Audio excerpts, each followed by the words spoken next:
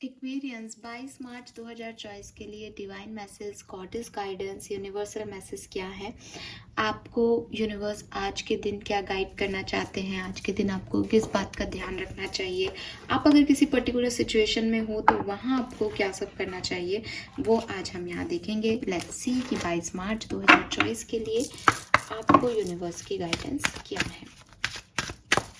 Please universe, please divine power, please spirit guides, please give me the accurate message which are in our higher goods. Thank you.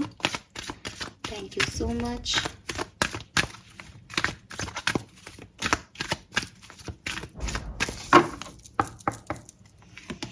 So we have fairness. Wow, it's a big message. We have easy does it. And lastly we have bodies of what?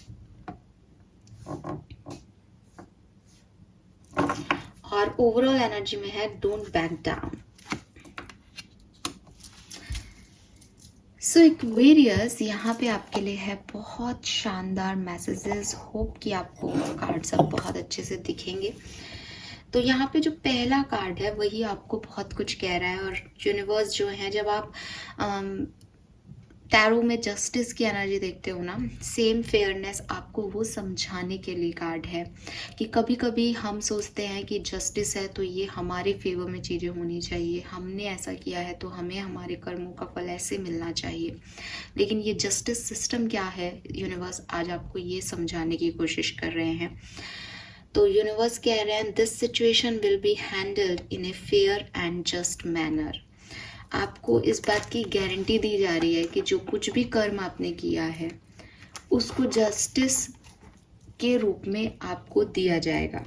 लेकिन fairness का card, मात की energy आपको ये भी कहती है कि जो आप सोच रहे हो इस पूरे सिनेरियो में वही जस्टिस हो, ये ज़रूरी नहीं है एक्वेरियस। आप सोच रहे हो कि मैंने सही किया क्योंकि आप अपने आप को जानते हो, लेकिन सामने वाला जिस पोजीशन में है उस पोजीशन में उसने वो कर्म क्यों किया, मे बी वो भी सही है अपनी जगह। कोई और तीसरा व्यक्ति है, उसको भी यही लग रहा है कि मैंने ये चीज़ इसलिए की। एक भूखे व्यक्ति को, जो बैगर है, उसने कुछ चुरा के खा लिया या चुरा के अपने घर ले गया। आप कह रहे हो इसने चोरी की, गलत कर्म किया। वो कह रहा है मैं भूखा था, मैं अपने घर वालों का पेट भरने के लिए ये किया। किसकी सजा बनती है? क्या कर्म है इसमें? इसमें सही क्या है और गलत क्या है? तो ऐसी कई लाइफ की सिचुएशंस होती है जहाँ पे हम कर्म को सिर्फ एक पॉइंट ऑफ व्यू से देख रहे होते हैं। और इसीलिए गीता का ज्ञान है, इसीलिए कई लोगों ने हमें समझाया, गौतम बुद्ध तक ने, कि भाई एक तरफ से देख रहे हो चीज़ को अलग दिखेगी, दूसरे साइड से आके देखोगे दूसरी दिखेगी। जज करोगे किसी को, अलग अपना पॉइंट ऑफ व्यू रखोगे, वो आपको जज करेगा, वो अपना पॉइंट ऑफ व्यू करेगा। लेकिन आप लोगों के पैर जिस जूते में, आप ही को पता है कि उस जूते की स्थिति क्या है। तो यही आपको कहा जा रहा है कि आपकी सिचुएशन फेयर मैनर में जो है, जस्ट मैनर में हैंडल की जाएगी। लेकिन वो जस्ट मैनर, वो फेयर मैनर आपके लिए जस्टिस होगा या नहीं, इसकी कोई गारंटी नहीं है। अब बात आती है कि चलो ठीक है, कोई गारंटी नहीं है, मान लिया कि यूनिवर्स के लिए हम गलत हैं, कोई और सही होगा। तो ये है क्या, इसको बता दो हमको। जब आप ये क्वेश्चन यूनिवर्स से करते हैं तो ये कार्ड आपको समझाता है एक्वेरियस कि जस्टिस या फेयरनेस वो है जिसमें सब पार्टीज का सम रूप से, या आप कह लो कि ऑल ओवर जो है वो ग्रेटर गुड देखा जाए। किसी पर्सन का एजेंडा फेवर में नहीं रख के जितने भी लोग इन्वॉल्व हैं उनके जो ओवरऑल फेयरनेस है उसको देखा जाए। ठीक है। और अगर आप चाहते हो कि आपको जस्टिस मिले, अगर आप चाहते हो आपके साथ फेयरनेस हो, तो आप सब कुछ यूनिवर्स पे छोड़ दो, ये कह के और ये सोच के कि वो जो करेगा वो सही करेगा। ठीक है। अब सब पार्टीज का सही गलत कैसे देखना है, किसने क्या किया है, वो आप और मैं डिसाइड नहीं कर सकते। क्योंकि हम अपने आप को जानते हैं, हम दूसरे को जानते हैं, हम तीसरे को जानते हैं, बस हमारी बिगर पिक्चर इतनी है, हमारी लिमिटेशन इतनी है। बट यूनिवर्स ऐसे हजारों अर्थ, हजारों प्लैनेट्स हैं यूनिवर्स में। अमेरिका में बैठा हुआ एक व्यक्ति कर्म कर रहा है, भारत में बैठा हुआ एक दूसरा व्यक्ति कर्म कर रहा है, किसी और देश में कोई और कर्म कर रहा है, और कहते हैं कि कई पृथ्वियाँ हैं यूनिवर्स में। तो पता नहीं कहाँ क्या क्या हो रहा है। इन सब का सार जब परमात्मा की तरफ जाता है तब आता है कर्म का लेखा जोखा। तो आप अगर इस चीज को समझ ही नहीं सकते तो आप इस चीज में पढ़ो भी मत। आपको सिर्फ इतना पता है कि मैं जिन लोगों के सराउंडिंग में हूँ उनको नुकसान मेरी वजह से ना पहुँचे, और मुझे, मेरी आत्मा को नुकसान मेरी वजह से ना पहुँचे। आसान है करना, लेकिन हम ऐसा कर नहीं पाते क्योंकि हम मैं में आ जाते हैं, अहम में आ जाते हैं, या मोह में आ जाते हैं किसी एक व्यक्ति के। ठीक है, मोह क्या है कि मैं इससे प्यार करता हूँ और इसके लिए कुछ भी करूँगा। माँ बाप साइड रह जाते हैं, फिर यूनिवर्स कहते हैं कि यार तुम्हारा कर्म अपने पेरेंट्स के लिए भी तो था, लेकिन तुम उसको भूल गए, तो तुम्हारे कर्म जो भी तुमने मोहवश किए वो तो गलत था। इसका अपोजिट भी गलत है कि सिर्फ माँ बाप की करना, एक व्यक्ति को शादी करके ले आए, अपने पार्टनर की वैल्यू नहीं कर रहे, वो भी गलत है। तो बेसिकली जो कर्म का सिद्धांत है वो यही कहता है कि जो भी आप कर रहे हो वो मोह में और माया में पड़ के ना करो, सबका हित सोच के करो कि ज़्यादा से ज़्यादा लोगों का इसमें क्या हित है। यूनिवर्सल लेवल पे भी चीज़ें जो हैं वो इसी तरीके से हैंडल की जाती है। उन्हें नहीं मतलब कि एक्वेरियस क्या कर रहा है, एरीज क्या कर रहा है, मैं क्या कर रही हूँ, आप क्या कर रहे हो, उन्हें सिर्फ इससे मतलब है कि जिसने जो एक्ट किया वो किसी के लिए हर्टफुल था, किसी के लिए पेनफुल था, उसमें जितनी भी पार्टियां इन्वॉल्व थी उस पूरे कर्म में, वो सबके लिए बेहतर क्या है।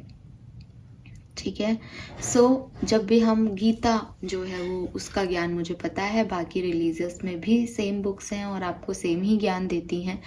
क्या कि कर्म का क्या सिद्धांत है कि आपको अटैचमेंट जो है वो सरेंडर करने हैं।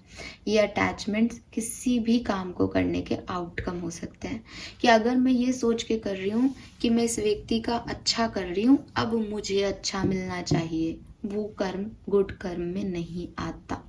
मैं किसी को आज 10 रुपए दे रही हूँ और सोच रही हूँ अरे उसने समझाया था टैरो वाले ने कि आज तो अच्छा कर्म करना है, कर शनिदेव कर्मों का फल दे रहे हैं, तो चलो मैंने ये कर्म अच्छा कर दिया, अब सब अच्छा अच्छा होगा। तो क्या अच्छे की आशा करके अच्छा कर रहे हो? ये कर्म हुआ? नहीं। कर्म कहता है कि बिना किसी आउटकम के, अटैचमेंट के, मोह के आप काम करते जाओ और वो काम ऐसा हो जो कि डायरेक्टली कनेक्टेड हो पॉजिटिविटी से। आपको भी नहीं पता चले कि आप पॉजिटिव आउटकम के लिए कर्म कर रहे हो, आप बस कर्म कर रहे हो अच्छा, आपको उसका फल, उसका आउटकम नहीं चाहिए।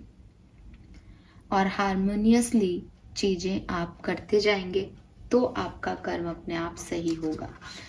ठीक है, तो यूनिवर्स आपको ये बता रहे हैं।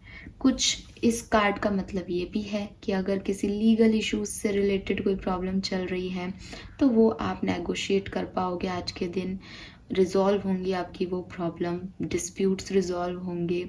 अगर आपको कोई गिल्ट है, कोई इमोशन आपको बहुत ज़्यादा, आपको लगता है आपसे गलती हो गई, आपको पनिशमेंट मिलना चाहिए, तो अगेन यूनिवर्स आपको कह रहे हैं कि पनिशमेंट देने का काम आपका या किसी सामने वाले इंसान का नहीं है। ठीक है, आपसे गलती हो गई तो कोई सामने वाला आपके साथ बुरा कर दे और आपको लगे अब मेरी गलती की माफ़ी मिल गई, ये ऐसा नहीं है। क्योंकि आप नहीं जानते आपसे क्या गलती हुई, क्योंकि सामने वाला नहीं जानता उसने आपके साथ कितनी गलती सही किया है। ये सारा हिसाब वहाँ रखा जा रहा है। हम सिर्फ इतना कर सकते हैं कि हम अपने आप को और अपने सराउंड में किसी को भी परेशान ना करें, किसी को हर्ट ना करें, किसी को पेन ना दें, और फिर हम जो भी कर्म कर रहे हैं उसका मोह हमें नहीं होना चाहिए, उसकी आसक्ति हमें नहीं होनी चाहिए। अदरवाइज मोह के बस में जो काम किया जाता है वो कार्य कहलाता है, वो कर्म नहीं होता। तो कर्म का सिद्धांत गीता में भी यही बताया है कि कर्म क्या है, कर्म वो काम है जिसके आउटकम को सरेंडर किया जा चुका हो पहले से ही। फाइन एक्वेरियस, तो शायद कल से हम जस्टिस जस्टिस जस्टिस की बात कर रहे हैं, टैरो में भी हमारे पास ये कार्ड आ रहा है, तो शायद आपके दिमाग में ये क्वेश्चन होगा, इसलिए आज ये कार्ड है। ये गाइडेंस यूनिवर्स आपको दे रहे हैं। यही इतना बड़ा हो गया मेरे पास, इसके लिए बहुत प्यारी स्टोरी लाइन भी है, बट बहुत कुछ है मुझे आपको कहने को, लेकिन ठीक है, ये कार्ड का मैसेज मैंने आपको दे दिया। आई होप कि आप इसको समझ पाएंगे। कभी फिर आएगा तो हम उस स्टोरी पे भी चर्चा करेंगे, क्योंकि ये छोटी चीज़ ही नहीं है ना। इतना बड़ा कर्म का चल रहा है कि हर व्यक्ति कर्म करना है में लगा हुआ है। उसको पता ही नहीं वो एक्चुअली में क्या कर रहा है। उसको लग रहा है वो ये सही कर रहा है, बट वो सिर्फ एक व्यक्ति का सोच के सही कर रहा है, बाकी के 4 लोगों का वो देख ही नहीं रहा है, तो वो कर्म आपका सही नहीं है। देन इजी डज इट का कार्ड है यहाँ पे, जो कि आपको कह रहा है कि there is no need to hurry और force things to happen, everything is occurring in perfect timing. Maybe Aquarius कुछ काम करने की कोशिश कर रहे हो, ट्राई कर रहे हो, बट वो काम हो नहीं रहे, उनके रिजल्ट्स मिल नहीं रहे। बी ईजी, यूनिवर्स कह रहे हैं इतना टेंशन लेने की ज़रूरत नहीं है, उस कामों में इतना ज़्यादा इन्वॉल्व होने की ज़रूरत नहीं है, फोर्स करने की ज़रूरत नहीं है कि ये ऐसे काम हो जाएं आपके। हो रहे हैं अच्छा, नहीं हो रहे तो भी अच्छा। अभी आपको ये बात समझाई गई है कि हर काम अपने मुताबिक चल रहा है यूनिवर्स में। आप कुछ भी नहीं कर रहे हो, आपकी डेस्टिनी, आपके पूर्व कर्म सब डिसाइड कर चुके हैं कि आगे क्या आना है। आप फल की इच्छा से जो भी काम करोगे वो आपके कर्मों में नहीं गिना जाएगा, वो सिर्फ एक कार्य होगा, आपके द्वारा हो गया। इसीलिए सोच समझ के चीज़ों को अपने आप प्रोसेसिड होने दें, उसमें अपना बेहतर दें। दैट्स इट, यही आपका कर्म है, और ऐसे ही चीज़ों को होने दें, उन्हें फोर्स मत करें। यूनिवर्स आपको इम्पॉर्टेंट चीज़ ये भी कह रहे हैं कि जो आप बिलीव करते हो, जो आप सोचते हो, जो आपके इंट्यूशन आ रहे हैं, जो आपकी अंदर की पावर्स हैं, जो आप में एक पॉजिटिविटी है कि एज एन सोल, आपकी जो सोल कह रही है, जो आपको अंदर से लगता है। कभी कभी नहीं, हम कितने भी बुरे हो जाए, हम किसी पे गुस्सा कर ले, हम किसी से नाराज़ हों, हमें दुनिया अच्छी नहीं लग रही हो, हमारे लिए सब खराब हो, फिर भी एक अंदर से हमारा इनर चाइल्ड, हमारा सोल कहता है कि यार अपन को कुछ गलत नहीं करना है, नहीं करेंगे यार, छोड़ यार, इनको खुश रहने दो यार, सबको, अपना क्या जा रहा है, अपन रह लेंगे। ऐसी वाली एनर्जी नहीं आती है कभी कभी? वो एनर्जी आपकी सोल वॉइस है, वो एनर्जी उस आत्मा की आवाज़ है जिस पे बहुत से धब्बे लग गए हैं दुनिया को जीते जीते। वो गुस्सा भी करती है तो भी काली पड़ रही है। वो कभी कभी हो जाता है, इंसान है हम, किसी पे कुछ कह देते हैं, किसी से लड़ लेते हैं तो भी छींटे लग रहे हैं, बुराई भी दे देते हैं, गालियाँ भी बोलते हैं, आजकल तो बड़ा नॉर्मल चीज़ें हैं। तो ये जो सब कुछ हम कर रहे हैं आत्मा के साथ, आत्मा फिर भी कभी तड़पती है, अरे यार हटाओ ये सब गंदगी, मैं फिर भी पवित्र रहना चाहती हूँ, मैं फिर भी प्योर रहना चाहती हूँ, है ना। तो वो जो आत्मा आवाज़ आती है, उसके लिए ये मैसेज दिया जा रहा है कि उस चीज़ पे स्टैंड करो जो आप एक्चुअली में बिलीव करते हो। किसी ने आपको किसी के लिए कुछ बता दिया, किसी ने आपका बुरा कर दिया, किसी से आपने एक नेगेटिविटी ले ली कि मैं इस व्यक्ति को छोड़ूंगा नहीं, ये खुश है, एक इनसिक्योरिटी ले ली, बहुत सारी भावनाएं आपको जकड़ लेती हैं, पर उस भावना के बीच में से एक सोल की भावना जो है, इमोशन है, वो आपको मतलब कहना चाहिए सालों में एक बार कभी कहती है नहीं यार मत कर, यार बुरा मत कर, बुरा मत सोच यार, सब ठीक हो जाएगा यार। वो चीज़ पे स्टैंड रहो, आपको ये कहा जा रहा है। एंड एक्वेरियस, यहाँ जो बाकी के सारे कार्ड्स हैं उसको इसके साथ लूँगी। कुछ लोग हैं जो सच में परेशान हैं इस पर्टिकुलर टाइम पे, डिस्टर्ब्ड हैं मेंटली, समझ नहीं आ रहा लाइफ कहाँ जा रही है। आप लोगों के लिए जो मैसेज है वो ये है कि आपको हीलिंग की ज़रूरत है।